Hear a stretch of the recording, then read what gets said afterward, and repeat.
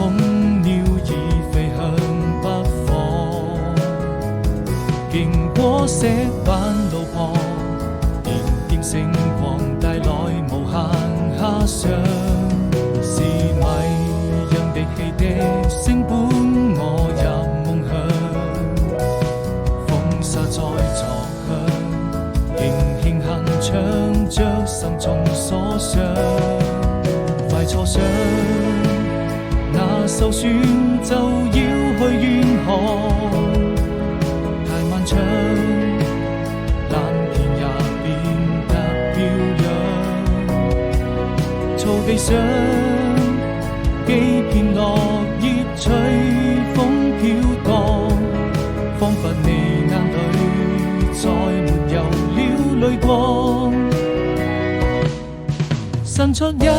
雙翅膀，如果能就住